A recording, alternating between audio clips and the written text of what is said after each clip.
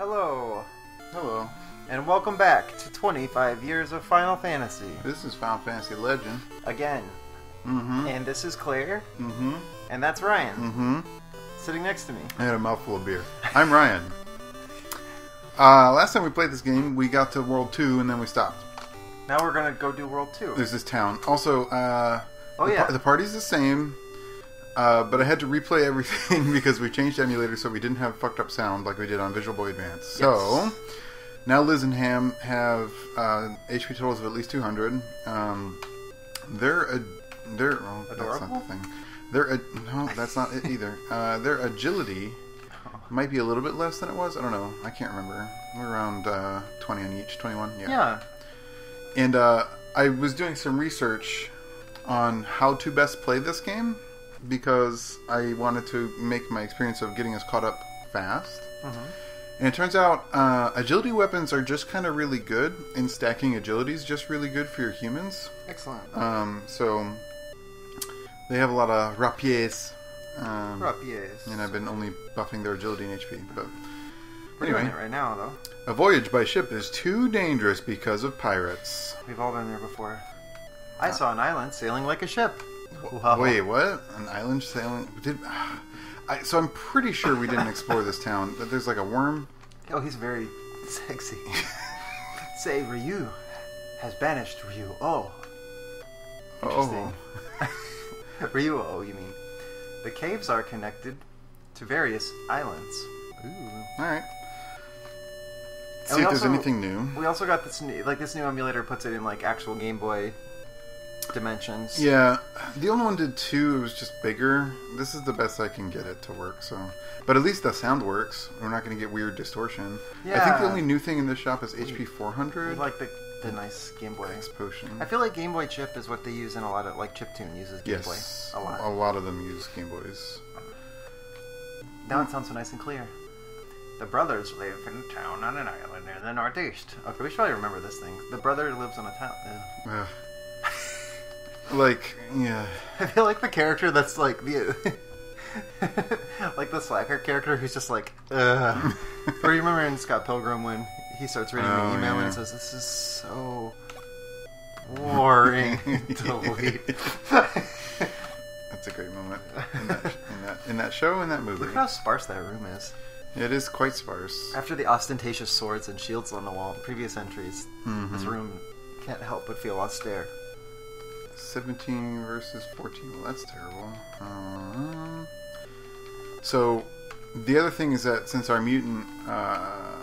that's way better. Our mutant only has 4 slots that we can actually equip to.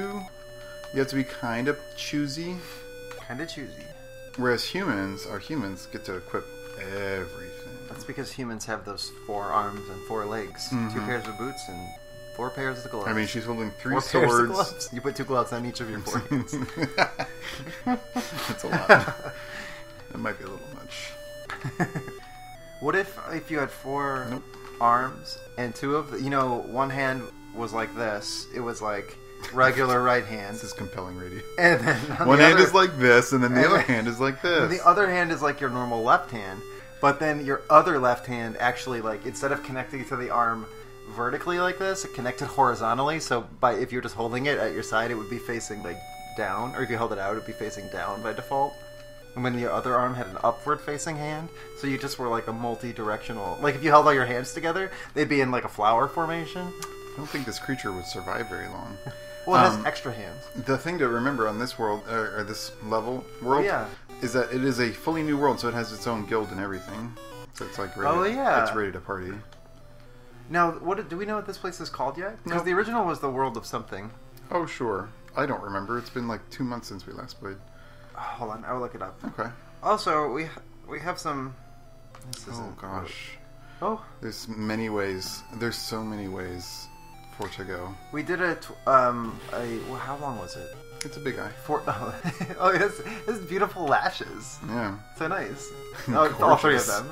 So very gorgeous. I'm jamming. It's been a while since we jammed to these sweet tunes. Yeah. We had I guess it was 14-hour horror-thon yesterday. Oh my god, yeah, we did. That's what. Brief shout out to Choco who will listen to these, maybe. But we originally I picked the list and we were originally going to do like classic things and stuff that I had already seen that I thought would be fun. But then I just decided to pick only new movies that I hadn't seen, like stuff on streaming. So I think it ended up being pretty fun. Mm-hmm. It was a good time. We did Murder Party.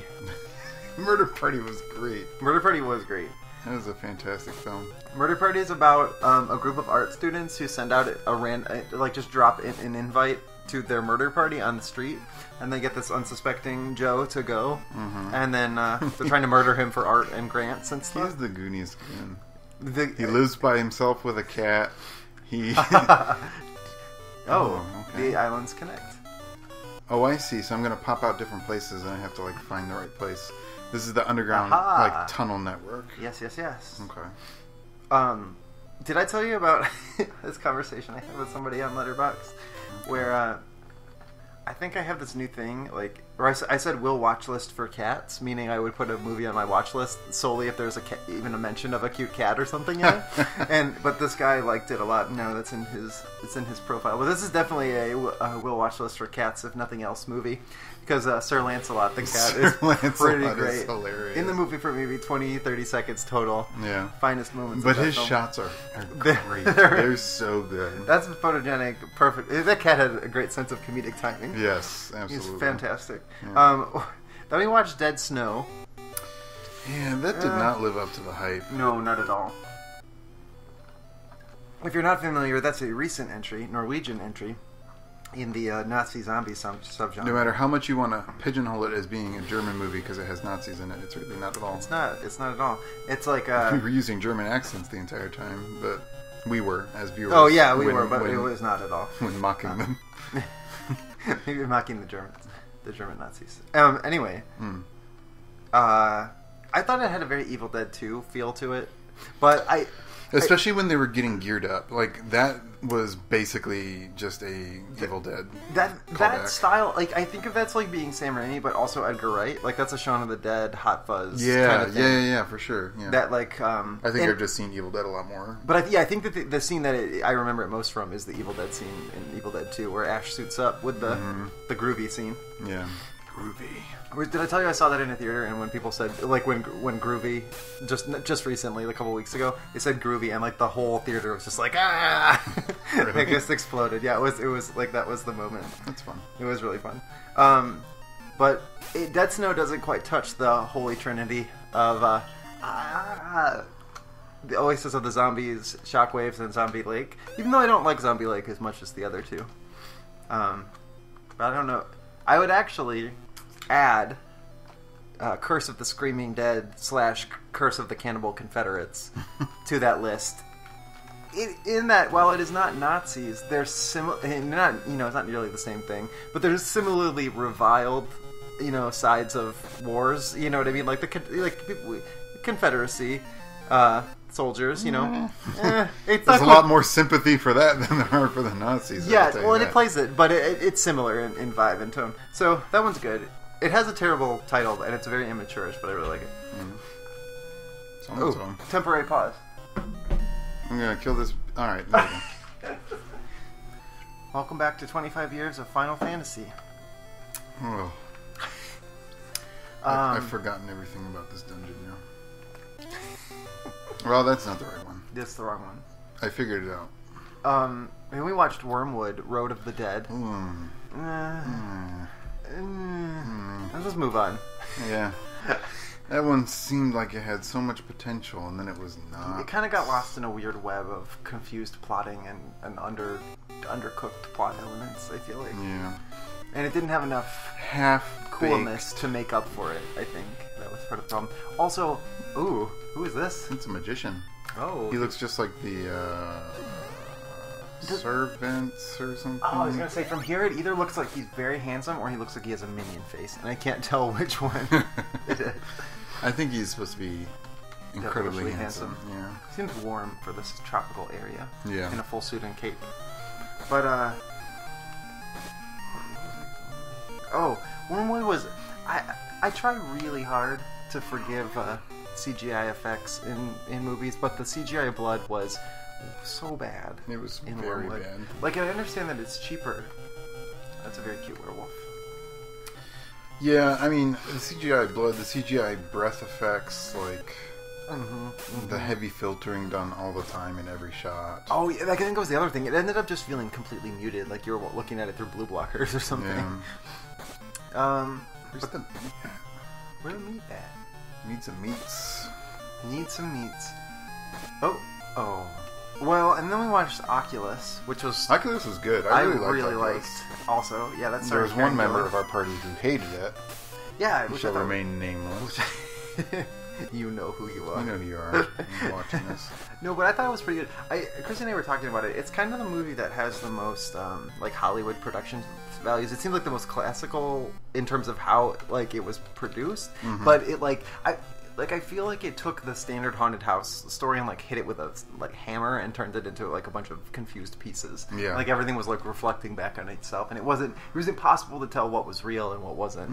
It's pretty cool. That's part of why it was good. Yeah, I like that. And it had a cool like finding out the mystery section. The first half I found really compelling actually, even though it wasn't like the haunting proper. Anyway, then we watched Housebound from New Zealand. And right, that was really funny. I liked it. Yeah, I liked it too. Chrissy really didn't like it, but I don't know why. I mean, I could see it.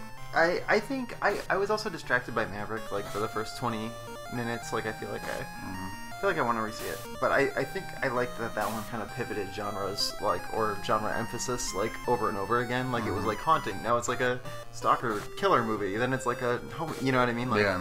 It definitely transcended several genres. And it was funny. I thought it did kind of have a little bit of a Shaun of the Dead kind of, like that kind of like manic horror energy to it. For sure. Then we watched Creep, which was a found footage. Yeah. I liked Creep, but I put that in the 3-star area. Like, because I don't know, like I like that one because it was really short. And I thought it was effective, but I also kind of feel always, unless it's like especially super, super good, found footage movies always, like, while they gain that kind of like immediacy of watching them in the moment, like I kind of feel like they lose impact a little bit. Oh, this is the turtle. Oh, what were the rest of them? They were just islands. Oh. Now it can just go around. Well, now we can just swim in the sea. I don't know how far it can go. Look. Oh, do you think this is the thing? Oh, it's a phantom and a couple shrimp? Those don't look like shrimp, but... That's not like any shrimp I've ever seen. Yeah. Whatever. But, I kind of think, Creep had the good, like, short... Like, it was like a short tale told, you know what I mean? Like, I don't know. I like the fragmentary nature of it. I think the only found footage movie that I really, really genuinely love is Blair Witch Project. I really like the first, Paranormal Activity. I like all of those. They get progressively dumber, but I've actually seen the first 4. Because then they start trying to like build a overarching mythology. I like the third one because I have a huge thing for like cults. Right, yeah. And it has a really cool cultic moment at the end, like Witch Coven kind of thing. Yeah. Which is totally my jam. Also, there's a cool moment in The Last Exorcism, which is kind of like a PG-13 horror affair that came out around the same time. I don't think I've seen that one. But it has a cool cult moment at the end. Just a sucker for that, no matter what shape it takes. Absolutely love it. And then most everybody else went home, but we closed the night with It Follows, which Ryan hasn't seen. Yeah, I wanted to stay, but I was just going to fall asleep. I think that was unequivocally the best film of the night. Out of all of them, it seemed like it was the one that did something new in terms of genre. Like it wasn't really following an established archetype.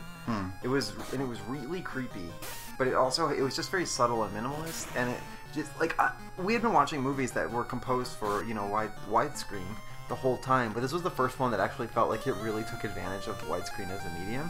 Like it had beautiful like panoramic shots of like streets, and I don't know, it was just gorgeous, and the colors were amazing. Music was very John Carpenter style. Like I'm kind of skeptical of like the buzz around newer horror movies. I've been disappointed. I've been hurt in the past. like I hated the Babadook. If any of you have seen it. But this one I thought was really good. I feel like it earned its accolades. Super into It Follows. This sucks. That werewolf. I'm trying to get back to town so I can rest up and stuff, but I'm getting murdered out here. And part of it's just this has been a long time away. It's true. This is also the seldom encountered tropical werewolf. Yeah, that's Werewolves at Sea, and there's a stack of 3. Werewolves at 3. Wait. Werewolves at Sea in stacks of 3. If you can defeat them, oh God, clever you shall be. Being annihilated. Can a dead person eat? Ooh. No, cannot. Can't feed it. Wait, what is that little thing? Oh, that's meat. It was meat. Alright, so meat. We're down to 2 party members. Baby. Meat. Oh, should I save? Yeah. Should I save now at this dire moment? Yeah. Alright. I hope this doesn't get... because we're out of potions. Oh, that's the other thing. fine. I didn't stock up on potions like I should have. Oh, that's okay. We're gonna crush it. I'm gonna run. I think that's... Oh, we can run. Yeah. And it's like not a problem. Okay, that's good to know. See, we're totally fine. How do I get off this? Oh, that. Okay. You can just ride that turtle anywhere, apparently. Alright, so we need to get some reviving done. Oh, but now we have a shitload of money. Like, those fights were very valuable. Whoa. I forgot how terrifying and weird the House of Life is. Right. That's not the right person. I really like the floor design. I made it. Who? I made it. Said Alan. That's... What is Alan right now? Oh, gosh, what is Alan right now? It's difficult to tell from that sprite. He's a ghoul. Oh, he looks like a ghoul. Yeah. P-fangs. The ghoul, skeleton, and like all kinds of ghostly sprites are all the exact same. Yeah, they're in like weird classes. Man, I love these buildings with their checkerboards and their cool beds. And you just sleep right behind him while he works front desk all night, by the way. He's protecting us. He's guarding our sleeping forms. I think this game also has the most boogie-tastic of all sprites in any game ever. They're extremely fancy. They just boogie all the day long. So I can't actually buy rapiers here.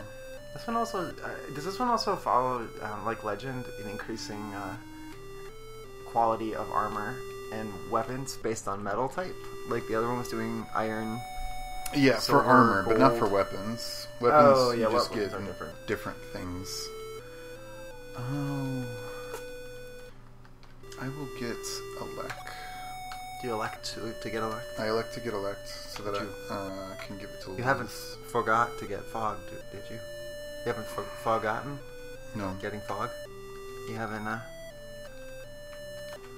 No. I haven't. Okay. End of discussion. Alright, I guess that's fine.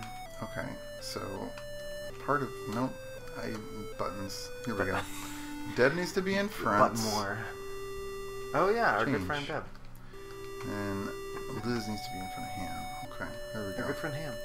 Now it all makes sense. And we can get a pile of potions. One pile or two? And some stats. Stats. Dude. You know what else I've been doing to get in the Halloween spirit, Ryan? What have you been doing to get in the Halloween spirit? I've been reading Stephen King. Oh. I just finished The Shining. How was that? Loved it. I think I was telling you this earlier, but it's very, very different from Shining the film. Mm-hmm. And this is kind of a funny anecdote. But you know, like Stephen King famously hated the Kubrick adaptation of The Shining because it was so different from his book. But but Kubrick was such a stickler for detail. Like that was kind of part of what makes The Shining so fascinating and incredible, is that it's so intricately composed. But apparently, in the book, it's very clear that the family drives a yellow Volkswagen Beetle. Mm-hmm. It was kind of like a private FU to Stephen King because he makes it a red bug in the movie. Mm-hmm. But later on, outside the hotel, there's a crashed yellow VW. like he's just messing with him. That's messed up. But the book itself, spoilers, I guess, if you haven't seen The Shining or read the book, but you know, here's Johnny and Jack goes crazy, kind of. But in the movie, it's implied, I guess, that the hotel is semi-responsible, or that it's kind of driven him crazy. Mm-hmm. But in the book, it's very clear that he is not entirely responsible for his actions. You know what I mean? Like and like some of the undercurrents are about his alcoholism and addiction problems, and his temper problems, his anger issues. But it's something that like the hotel preys upon. It's kind of like I was getting Oculus vibes, you know, or Shining vibes in Oculus, because it's a similar thing where it's like a haunted object. Like it just kind of it becomes this nexus for evil that it's accumulated over time. And the hotel's a similar thing. It's like this pile of death that's kind of gained pseudo-sentience over time. Yeah. I definitely always got that vibe as well, was that, you know, the hotel was an antagonist. Yeah, it absolutely is. That's really cool. I'm reading Carrie now. About halfway through Carrie. Like Carrie. Yeah. Have you read it? I've seen both of the movies. I have not read them. Oh. I'm thinking I might read it and then watch the new version, since I've seen the De Palma version. The new version's effects are so good. They're really good. And I'll have to see it. What's her name does a really good job as her mom. Yeah. Oh, wait, who's the mom? It's an actress. She's always a bad mom in every movie. Bad mom? Okay. Carrie... So that brought Liz's agility up to 39, that and nice. Ham's up to 39 as well. 200 hams. So now they're gonna hit like fucking trucks. Julianne Moore? Yeah, Julianne Moore. She's always a bad mom. Bad mom. She always has kids that are sometimes ghosts, or like she might be a ghost, and like she doesn't actually have kids. All her kids are always ghosts. Why are her kids always ghosts? That's what I want. Why are my kids ghosts? Okay. Chloe Grace Moretz. She does a pretty good job as Carrie, although, I mean, part of what made the original Carrie so good is that the original Carrie actress is legitimately not terribly attractive. Sissy Spacek. Yeah, and so it like the narrative of her like being ugly and unpopular makes sense because she's just kind of awkward looking. She has a very not to beat up on Sissy Spacek as a child, but you know, it's just the truth. It's just kind of what she was. Look at this big table. Oh, cool. Is it the table? Just a table blocking my way. Wait. What if you sit down for dinner? I tried pressing buttons on it. Maybe you have to put something on the table. Maybe you got to bring something to the table. It's like some Lost Wood shit. Oh no, it certainly looks that way, doesn't it? Well, it doesn't seem to be. Oh, some rocks. Those rocks, I guarantee you, will take me right the fuck out of here. Oh, talk to this friend. The air seed is on the palm tree in the center. Oh. Okay. The air seed? That's a palm tree? If you say so. It certainly looked like a table, but okay. But how do I get? I don't know. How do get? Oh, I hope there's another one of those moments where it's really obvious, but you like talk to it or something? Is there any menu command you have? There's no menu. Do you have any items? Nothing that would do anything here. I mean, I can try using the sphere we got. Okay. See if that does anything. Huh. No. Nope. We need the sphere of blue magic. That's part of why we're in this world. Oh. We need the sphere of blue magic so that we can go to the next level of the tower. Oh, what do we have now? The sphere of what? Black magic. Oh, no way. Yeah. Oh, that's what I was gonna look up. Hold on. I guess I can check these rocks. I was gonna Final Fantasy. Kick these rocks at you. Final Fantasy. I knew it was gonna take me out. Okay. So maybe there's somewhere else I can go on this fish turtle. Just werewolves in the sea. Yeah. Werewolves swimming around in the sea. Don't worry about it. I like actually the fact that there are werewolves just swimming around in the sea. You can see how much damage our girls do now. Yeah. 28. That's pretty good. 29. Solid. I love that we're fighting werewolves with rapiers. It's very cool. Very stylish way to fight werewolves, you know? Definitely. Like, don't you think we kind of make the werewolf feel bad that he's just using his nails? I would think so. He tusks us, actually. That's so lame. I don't know in what world werewolves have tusks. Well, these ones are clearly sea creatures, so I would expect that these are. Maybe actually, Ryan, it all makes sense to me now. They're werewolves. Yeah, despite the fact that, you know, now that we have been educated as to the meaning of werewolf, I think it's happening in this world is that some of the sea creatures have been infected with lycanthropy. Alan is a rhino. Of course he is. Fuck, I went in one tile? God damn. Oh, and then you found a handsome man. Maybe it's about time you got three handsome men. Ooh. Remember they're all sitting right behind each other so that you can only see them one at a time. Luckily we have gas. Whoa, this is the edge of the world, I guess. Oh. Oh, it's just a horrifying squeal. Or I don't want to look at it. There's another town. No, it makes me kind of. It makes me feel